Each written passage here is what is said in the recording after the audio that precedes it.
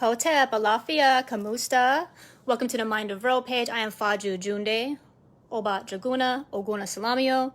So today I'm going to make a video on healing a broken heart. So the last video I made was on an Oshun guided meditation.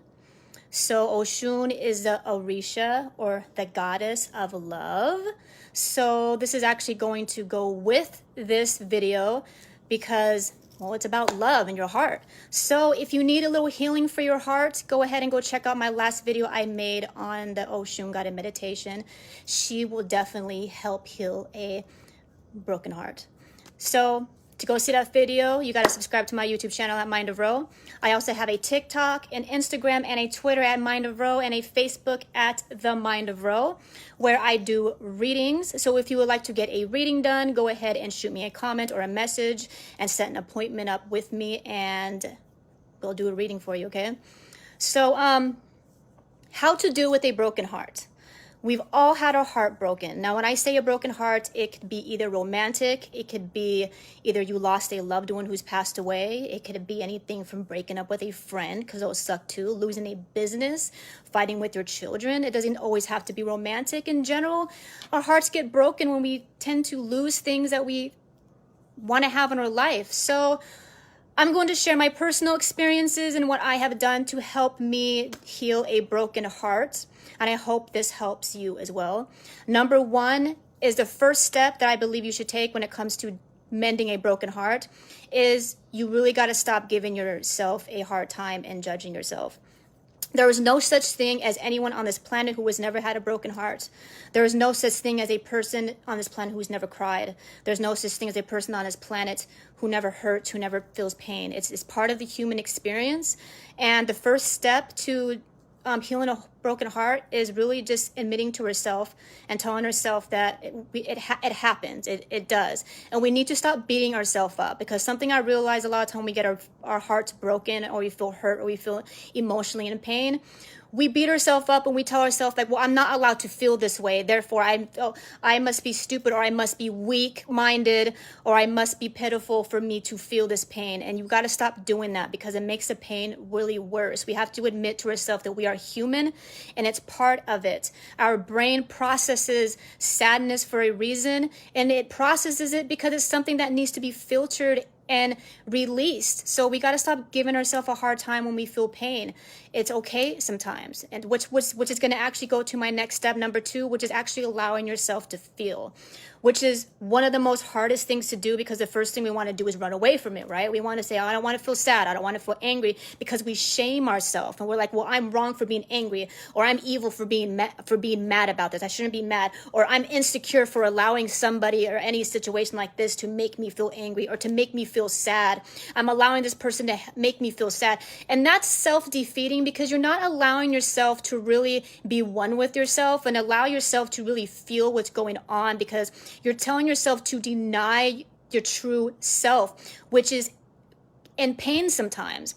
And if we keep trying to bury it and push it down in our gut and ignore it and act as if we're not supposed to feel these things, then what happens is it builds up inside ourselves and creates really bad self-sabotaging behavior, not only in our current lifestyle, but in our future lifestyle. And if you're doing it for a long period of time, it turns very habitual. And the longer you're holding on to it, the harder it's going to be to let go of it, because then you create habits that are based off that pain, lifestyles that are based off that pain, and a false identity that is based off that pain. Like, well, I'm an angry, crazy person because this person hurt me. That's just who I am.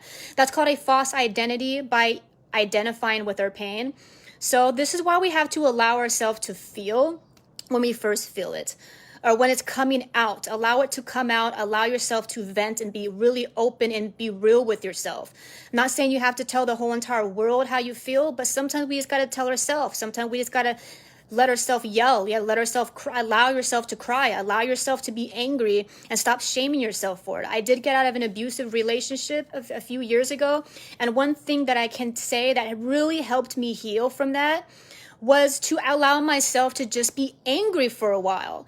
Because one thing I was told a lot of times is people would say, oh, well, just get over it. You can't just get over some things. You know, you can't just get over if your mother dies. You can't just get over if an ex hurt you. You can't just get over losing a business or whatever it is that is hurting you. You can't just get over it, you know? So we have to allow ourselves to feel. If you want to yell, sometimes what I used to do too is, if you have a really tight schedule, like you have to be with your family, you have to go to work and, you know, stuff like that, it's good to even schedule your time to feel. Be like, okay, I'm going to choose Tuesday at 8 p.m., for example, to allow myself to sit with my feelings and actually feel it and be angry and to vent and yell and scream and cry. And I'm going to schedule that time out for myself. That way, so when I'm at work, I'm not going to all of a sudden blow up and act crazy or emotional because I haven't released it yet. So we always need to make time for ourselves. We need to make time for us to be able to allow ourselves to feel. And I have to say, the reason why a lot of my anger was released because of what my ex has done to me, or because of what my mother has done to me, or my real father, or whatever I've done to myself, I had to allow myself to be real with it and say, hey, I'm pissed off at myself. I can't believe I did that crap to myself. Or I'm pissed because my mom did this. Now I'm angry that she did this. Instead of trying to rationalize and excuse it, that's what we tend to do a lot. We'll tell ourselves, yeah, well, I shouldn't be feeling this way because I did this, or I participated in this, or I shouldn't feel this way because, let's say, my mother was a victim as well. Yes, that's okay to get to that certain point eventually, but it's not okay to start out with that in the beginning, because when certain things happen in the beginning, that's when it's time to release it. The reason why we sabotage ourselves is because we try to hold on to it for too long, and it ends up turning into all kinds of other problems that end up being tied to it. So we have to really be real with ourselves. Honestly, why are you really angry at yourself? Why are you really angry at your mom? Why are you really angry at your ex? And stop excusing it and say, hey, this is why I'm angry. And the reason why we need to be real with that, so we could hear ourselves say it, so we know if we tend to be able to see it better happen again if we're actually real with ourselves. If we lie to ourselves and say, oh, it's really not a big deal, when deep down inside we know it's a big deal, we'll end up dating the same person again. We'll end up going through the same exact argument with our parent again, or going through the same exact criticizing moments we have with our children again, stuff like that, because we're not really being real with ourselves and telling ourselves, hey, I'm really upset about this. Sometimes we have a right to be upset about things, and we need to give ourselves that space to have those rights sometimes. If you're feeling angry, then there's a reason why. We don't just feel angry for no reason. We don't just wake up one day and say, hey, today I'm just going to be angry today. We need to understand that. So what I've realized is being angry or sad is to just allow yourself to feel it. Tell yourself I'm allowed to be mad. I'm allowed to be sad. You know, a lot of us give ourselves hard times, like we lose a loved one, you know, and we're like, well, I feel like I'm crying too much. What are you supposed to do? Honestly, you have a loved one who passed away. What are you not supposed to cry? You're supposed to be happy? Of course you're supposed to cry. Of course you're supposed to be sad. Somebody did you wrong and stole something from you? You're supposed to be angry. You have a right to be angry. So why do we lie to ourselves and tell ourselves we're not supposed to be angry about these things? We are supposed to. Maybe you're mad because the government's lying about things. You're not supposed to be mad about that? You are allowed to be angry about some things. Does it mean you're supposed to dwell on it for the rest of your life? No. But if you don't allow yourself to be angry for a moment and let yourself be open about it, then you will be angry about something for the rest of your life, and it will sit with you and boil in you forever. Just because it's buried, it doesn't mean it's dead. That's why we have to bring that anger and that sadness and that pain alive, so it'll die on its own by bringing it out and letting it live and die in a more healthy manner, if you know what I'm saying. So my next one is, and this is an obvious one, if you're feeling a lot of pain and stuff, you really have to find support. If you do not have anybody who supports what you're going through, it can make it kind of worse. I'm not saying you have to grab 10,000 million people on your boat or anything like that, but it's good to at least have that one person that you could really speak to that really understands you. Don't go talking to a person about one of your parents passing away and they've never had a parent pass away. You know, talk to somebody who's going to understand. If you've been abused in a relationship, then talk to somebody who's actually escaped an abusive relationship and moved on from it. If you're in an abusive relationship or got out of an abusive relationship, don't talk to another person who's still in an abusive relationship. This is what I mean by finding your support. your support group and finding a correct support group. There's a lot of support groups you can find online. I am live right now on Facebook. I do a lot of my videos live on Facebook. There's a lot of support groups on Facebook. You could like literally look it up. Support group for traumatic brain injury, support group for breakups, support groups for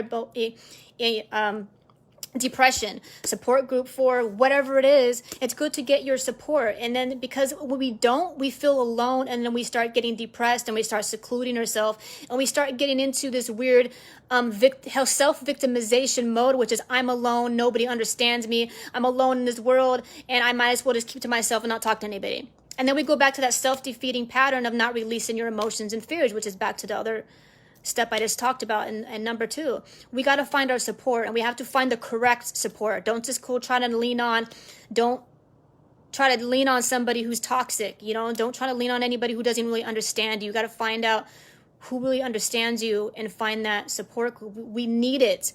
A lot of us have too much pride. We're like, oh, well, I don't need nobody. We do. Human beings are naturally drawn to other human beings. We are a herding species. We really are. There is a study that has been done. Actually, what they did is they put a group of people in a room, and they had about 5 people sitting in one table, and they had one person sitting at the opposite side of the room on one table. And they actually did studies on this to find out how people would react. And what they did is they would move one person and have them sit by themselves, and then they would have an authority figure go in and say, hey, you have to stay at this table. You are not allowed to move over there. And the authority figure would constantly keep going in the room and checking on that other person to see if that person would stay alone and the table alone. An average of time, according to studies, and the average of time it took for that one person to actually move to the other table was about 20 minutes was the average time. So this goes to show you we do want support. It is human nature to want to be around people who are loving and accepting. It is normal for people to not want to be alone, to not feel like they're alone. So you don't beat yourself up if you're like, oh my God, well, I'm just weak and I'm just stupid if I can't handle this by myself. You're being, that's not rational. It's really not. So please find your support group. If you are going through something, don't sit by yourself. It's going to make it worse. You got to find somebody. Find anything that'll help you so you know you're not alone. I've joined all kinds of support groups online, and I can't even explain how much better I feel about so much things, because what it does is helps you understand that you're really not as crazy as you think you are. A lot of times we tell ourselves, I'm going through this, oh my God, I'm crazy, there's something wrong with me. Until you find the support group and realize it's not just you. You're not the only one who feels this way. You're not the only one who's been through this struggle and had all these crazy thoughts run through your mind. You're not the only one. There's people out there who feels the same way, who's been through the same thing and is still going through it now, and also who has gone through it and has overcame it. So I want you to know, whatever you're going through right now, you're not alone. There's somebody out there who understands your pain. You're not alone. This is a human species, and we have a lot more in common than you think we do. So my next one, number 4, is you got to be mindful of your bad habits. I used to always hear this back when I lost my mom in 2008, and I used to always hear this from, I think she was actually a counselor who said this. She said, there's no right or wrong way to grieve. And I used to actually believe that until I've learned in the past that I've actually had wrong ways to grieve. And I honestly believe there are wrong ways to grieve. When I say wrong ways, I mean imbalanced ways. That's actually not self-serving. That could be self-sabotaging, as in binge drinking, doing drugs to avoid anything that consists of you trying to avoid the feeling or run away from the truth is considered a bad habit. And we really need to admit that to ourselves. Do you go through a breakup, and then as soon as you go through a breakup, you run up and try to have sex with somebody else? Is this serving you at all? I mean, honestly, is it really helping you, or are you just trying to run away from the pain? You know? Are you trying to fill a void? And we have to be really real with ourselves. Is binge drinking really helping you? Honestly, how do you feel when you wake up the next day after you're binge drinking? How do you feel every single time you're smoking your drugs? Honestly, how do you feel when you're done smoking the drugs? The problems are still there, and we have to really be real with ourselves and stop trying to rationalize it and say, oh, well, it's helping me and blah, blah. If you know deep down inside it's not helping you, then it's not helping you, and it's going to make it worse, and it's going to make it last a lot longer, which goes back to my last step I just said, where I said find support. If you do some self-evaluation and realize you have some bad habits when it comes to grieving, you need to find some support, a support group or some people that'll help you stay away from those bad habits. Like if you drink your problems away, then hang out with people who's not going to push you to drink your problems away. It's going to make it worse. I used to drink a lot myself, and I used to always hang out with people that would say, oh, you're in pain, you're angry, here, have a drink, have a shot with me, quick, take the pain away. And that's not good. And it becomes habitually, it happens over and over and over again. You keep hanging out with people who keep telling you to solve your grieving in a very non-productive manner. And we have to be really real with ourselves, honestly. The way you're grieving, is it good for you, or is it really not good for you? We have to admit it. And then I'm not saying it's easy to knock it off, but it is pretty easy to find support if we actually take the steps to actually reach out for that support. So we're going back to support again. If you find yourself having really bad habits like drinking your problems away, or doing drugs, or sleeping around, stuff like that, or screaming at the wrong person, going to 7-Eleven and screaming at that person because you think it makes you feel better, and then that person had nothing to do with your issues, then find support. Find somebody that you can confide in, that's going to help you stay away from those bad habits. We need to admit those things to ourselves. Next one, number 5, is sometimes when I'm really down, I just want to listen to positive music. Sometimes when we're going through breakups, stuff like that, or if we lost somebody who passed away, we tend to listen to breakup music because we're like, oh, I feel like this music's talking to me, and you just want to listen to that one breakup song over and over and over again, and then wonder why you're staying in that mindset and you're always feeling down all the time. Sometimes you just got to change it up and be like, hey, I need to listen to some positive music. When I'm having a really long day and I feel like I'm really stressed out and upset about something, I'll come home and I'll watch comedies. It's not going to help you heal if you're constantly watching drama movies and you're listening to breakup music and you're listening to sad stuff, or you're talking to sad, depressed people all the time. Then you're processing this information, and what it's doing is supporting the pain in you over and over and over again. So that goes back to last step, how I just said, is this a really good habit for you to be listening to depressing music all the time, knowing that you went through something and it's feeding into it more? So if you want to feel uppity, honestly, I love music. Music is healing. Music is medicine. Okay. If you're feeling down, sometimes you just gotta say, hey, I'm not gonna listen to nothing sad. I'm gonna listen to something happy today. I'm listening to some happy music today. I'm gonna watch something funny. So I could get out of the mindset, so I could break the pattern. My next one is clean up. A lot of time we get really depressed, we tend to dwell and wallow in a messy area. We tend to forget. We stop throwing things away. We'll throw napkins on the ground. We stop cleaning the kitchen. We stop doing our laundry as much. We let our car get dirty, stuff like that. What really helps if you're really feeling down is sometimes you just got to put on that positive music, play the music in your home, and clean your house and get it together, because it's feng shui. It's going to promote positive energy in your home. It's going to promote positive energy in your car.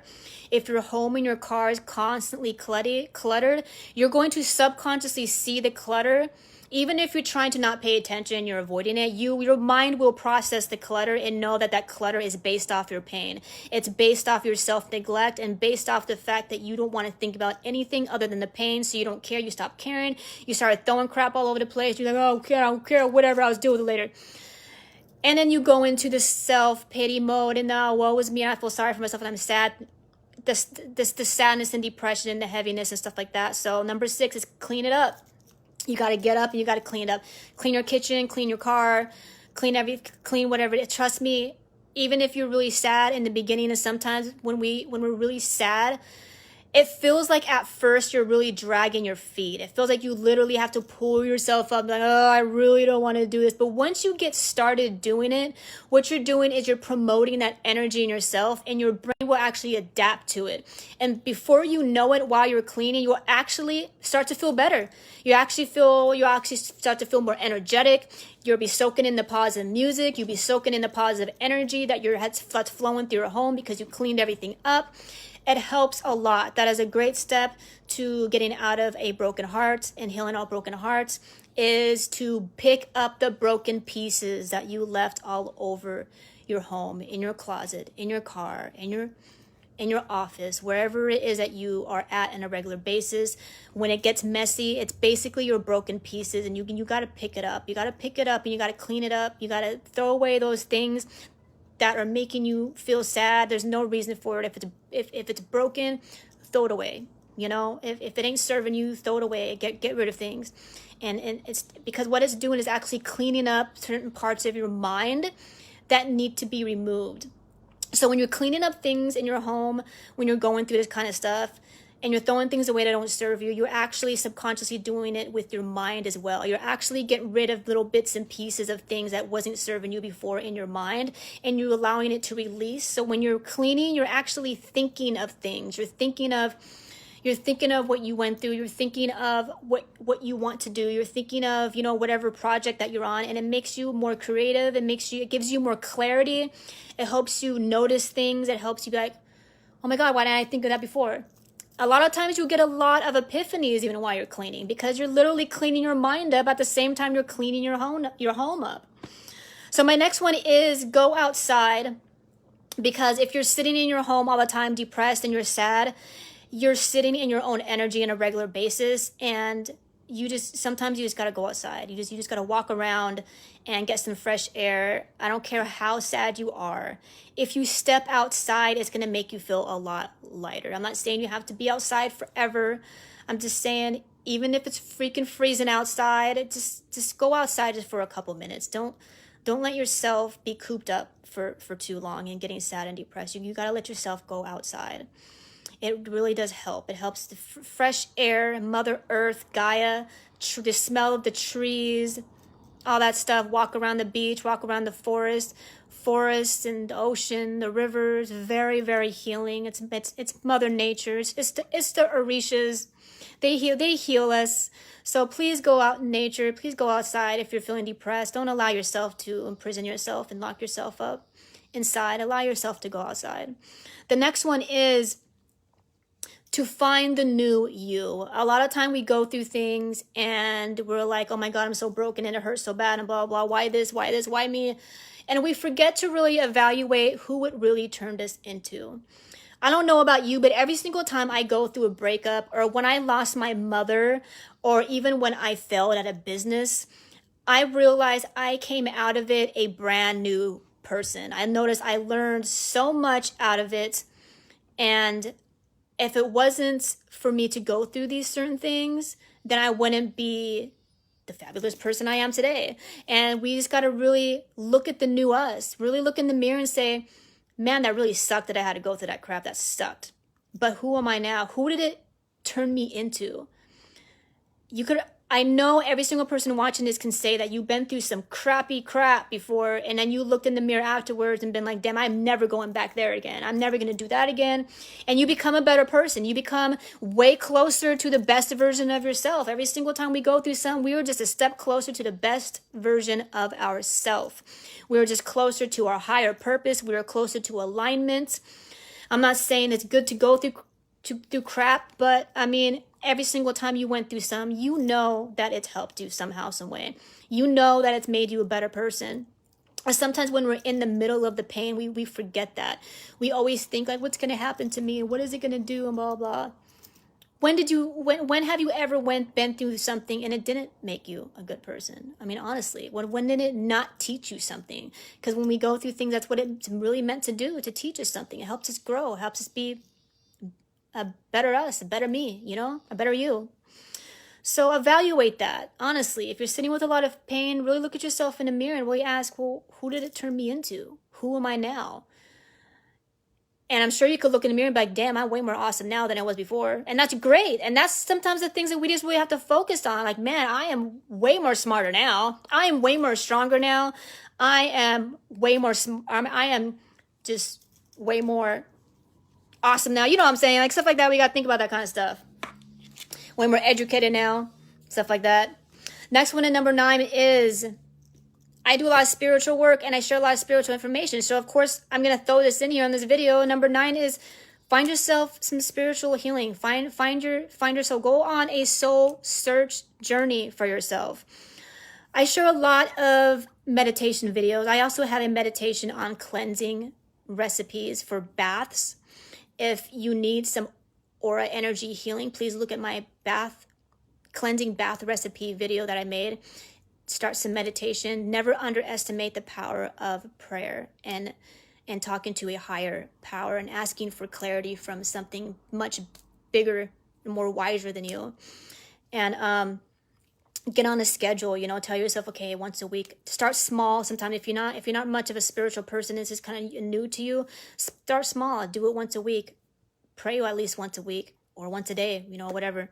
Meditate once a week. Do some yoga. Do some Tai Chi. Find something that's going to help you be with you, because soul searching is very personal. You know, it's really about what makes you feel good. What do you want to do to make yourself feel good? What do you need for yourself? Honestly, find yourself soulfully. Ask yourself, if you don't know what to do, look stuff up. Go online and look things up. Try it out. If you never meditated, try it out.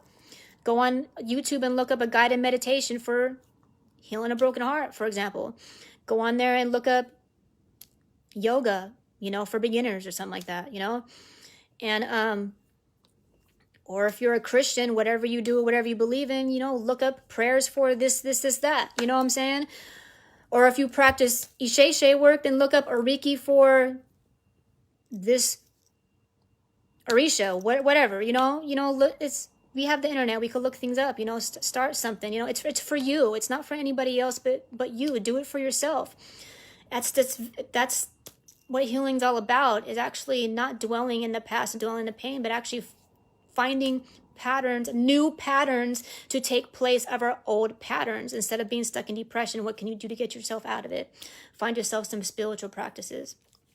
My next one is number 10 is get back on a schedule. Because when we go through things, we tend to stop doing certain things that we used to do. Like how I was talking about earlier, how our home gets kind of messy, our car gets kind of messy and stuff like that. We start losing things. We're not following things the way we're supposed to, you know, stuff like that. So if you've been kind of going through a lot of pain for a while, you got to kind of check yourself and be like, okay, what did I used to do that I'm not doing now? What was my schedule that was making me happy before that I'm not doing now, that I need to get back to? What is something that I used to do I need to start doing now?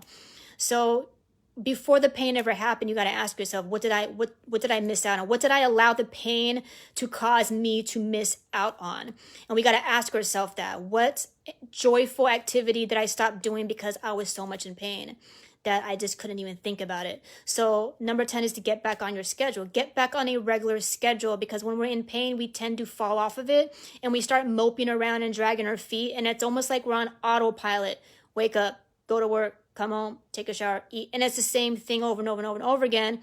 And we forget to do things for ourselves. We forget to do the things that make us happy, because we're just trying to survive at that point. So we have to get out of survival mode and get back onto living mode, which is get back on your schedule. If you have to write it in your book, write it on your calendar, write it in your calendar on your phone. You know, I always use Google Calendar on my phone all the time to set my reminders up, because you could put it in your phone and it'll remind you, hey, you need to meditate today, or you need to meditate tomorrow. And if you don't have a person around you physically that could say, hey, you told me you were going to do this today, don't forget to do that, put it in your phone so you can set a reminder for yourself. Meditate today. Go to the park today. Go visit an old friend you haven't seen on Wednesday. Whatever it is. Get back on your schedule, and we got it, because it helps us to stop being in that mode of feeling sorry for ourselves. We got to get back out there again and making things regular again, so we're not dragging our feet anymore. Next one, number 11, is you got to open yourself back up and start allowing yourself to be available. We do a lot of times, we go through a lot of pain. You know, when we get hurt, we shut down, and we tend to get. I'm a very introverted person, and I do the same thing with myself. I get really inside myself, and we tend to kind of like push people away, and we just want to, you know, we stop trusting people. Let's say you went through something and somebody really hurt you. You stop trusting people. You don't want to talk to anybody. You don't want to be around anybody and stuff like that. So after you, I'm not saying you have to do this right away, because sometimes we need our alone time. When something happens to us, we need to have that space for us to just think and be by ourselves. But if 10 years goes by and you're still doing it, this is an issue. You know, we got to be mindful of that kind of stuff. When are you going to allow yourself to open back up? We got to take accountability for that. That's why my last step out of everything that I said is that step. Because after you go through all the steps that I just listed, the last one really is to be able to make yourself available. Does that mean you need to make yourself available to people right away? Absolutely not, because we need that time to ourselves. But if we're doing it for too long, we turn bitter. We turn bitter and angry. We start hating humans. We start hating people. We start hating women. We start hating men, saying all women are like this, or all men are like this, or all whatever is like this.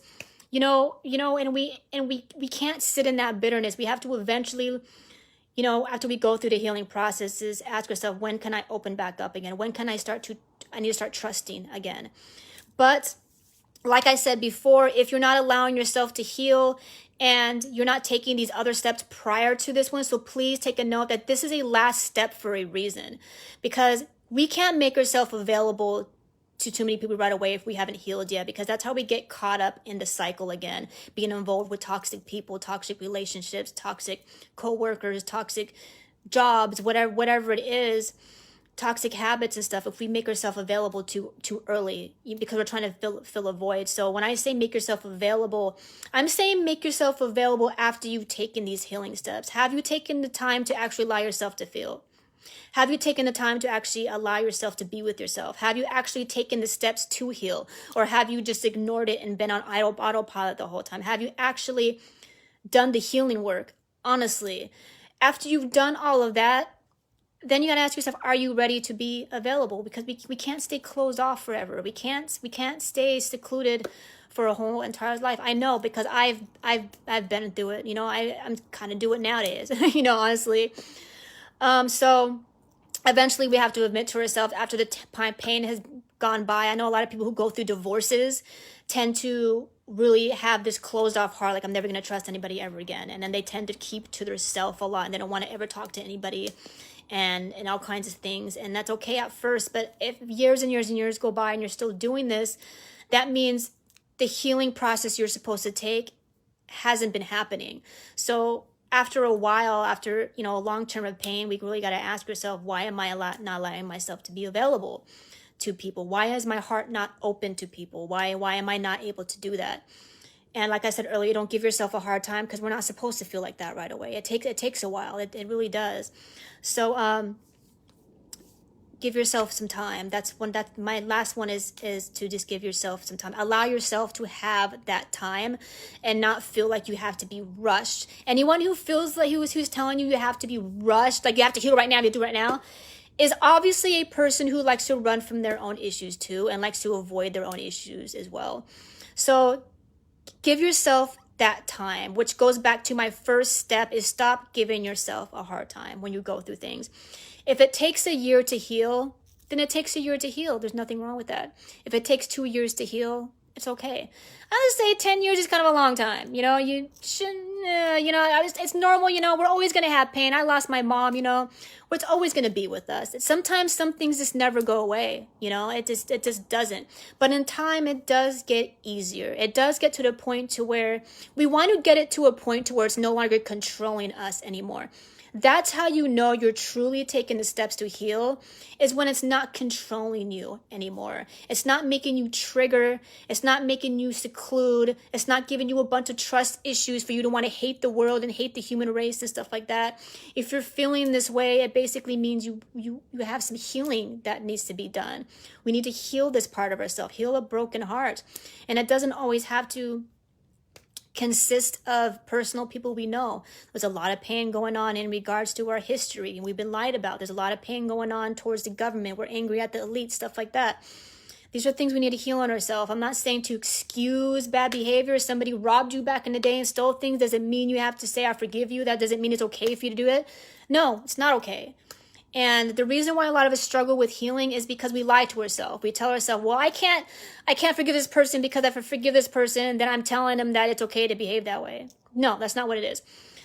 What we're doing is when we let go of it, we're basically allowing ourselves to live again. We're basically allowing ourselves to be ourselves and be that person we really truly want to be and love, and not the painful shadow person that comes out and kind of controls everything and manipulates other people or manipulates you or wants to argue and fight and be angry.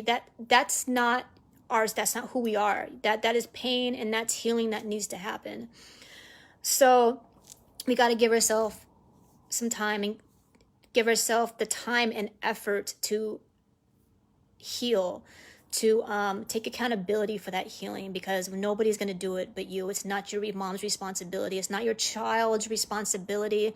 It's not your ex's responsibility. It's not your man's responsibility. It's not your woman's responsibility, or your husband or your wife or your coworker or your boss. It's your responsibility. It's your responsibility to heal. It's not the government's responsibility to heal you, even though a lot of times we're like, I'll be happy when the world's a better place. If that's the case, you're going to be miserable for the rest of your life, because it's not going to happen. It's really not. Crap's going to happen. And we have to admit that we need to take accountability to just choose to be happy. You know, choose to say, hey, I don't want to feel this way anymore. I mean, there's so many times where I just told myself, I don't want to feel this way anymore.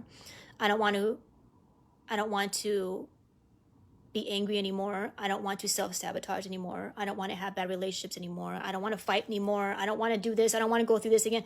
And we have to admit that to ourselves. We have to really look in the mirror and say, I don't want this anymore, and I want something else. And really ask ourselves what we really want and do it and strive for it.